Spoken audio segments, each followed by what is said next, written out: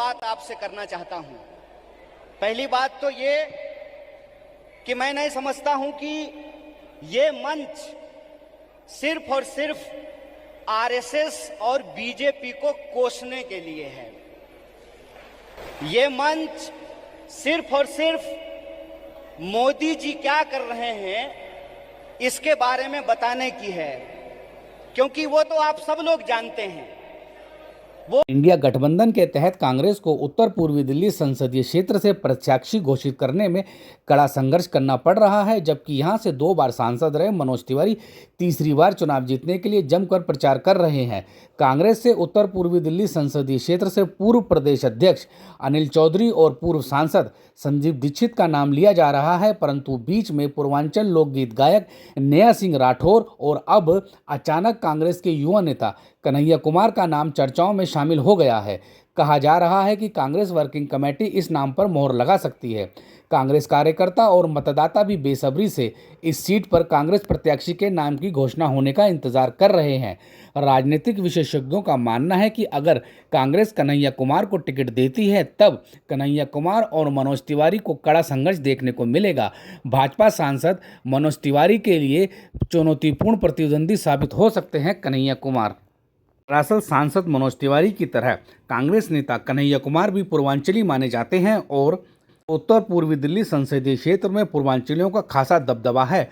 बुराड़ी, करावल नगर, गोंडा, तिमारपुर, गोकुलपुरी विधानसभाओं में पूर्वांचलियों वोटों की बहुतायत है। वर्ष 2019 के लोकसभा चुनाव में मनोज तिवारी ने दिल्ली की मुख्यमंत्री शीला दीक्षित को करीब 3,66,000 वोटों से पराजित कर दूसरी बार जीत हासिल की थी, लेकिन कन्हैया कुमार के मैदान में उतरने के पश्चात पूर्वांचली वोटों में वह सेंध लगाएंगे। कन्हैया कुमार के सामने मनोज तिवारी एक तरफा पूर्वांचली वोट हासिल करने में कामयाब नहीं होंगे। पूर्वांचली वोटरों का बंटवारा होगा जो मनोज तिवारी के लिए संकट खड़ा कर सकता है। सांसद मनोज तिवारी 2014 और 2019 में एक तरफा पूर्वांचली वोट हासिल करने में कामयाब हुए थे, परंतु कन्हैया कुमार के आने के पश्चात तस्वीर बदल जाएगी। कन्हैया कुमार ने पटना विश्वविद्यालय से समाजशास्त्र में एमए किया और 2011 में जवाहरलाल नेहरू विश्वविद्यालय में एडमिशन लिया। 2015 में वह जेएनयू छात्र संघ के अध्यक्ष बने। कन्हैया कुमार ने 2019 में बेगूसराय लोकसभा सीट से सीपीआई के टिकट पर चुनाव लड़ा, परंतु भाजपा के गिरिराज ने उन्हें करीब 4 लाख वोटों से पराजित कर दिया था। इसके बाद उन्होंने 2021 में कांग्रेस की सदस्यता ग्रहण करी और मौजूदा समय में वे एनएसयूआई के प्रभारी हैं। कन्हैया कुमार के नाम के साथ ही उत्तर पूर्वी दिल्ली संसदीय क्षेत्र में एक तरफा जीत की चर्चाओं पर विराम लग गया है और कहा जा रहा है कि कन्हैया कुमार मनोज तिवारी के लिए एक कड़वी चुनौती साबित होंगे, क्योंकि कन्हैया कुमार एक अच्छे वक्ता है। लोग उनको सुनते हैं और उनकी बात से प्रभावित होते हैं, क्योंकि वह विभिन्न विषयों पर अपनी राय बेबाकी से रखते हैं। क्या कहेंगे आप? 750 लोग जो है वो धन्ना सेठ हो गए हैं, अरबों खरबों में उनकी कमाई हो गई है, और किसान ने आत्महत्या कर लिया है 12,500। इसको कैसे देखते हैं?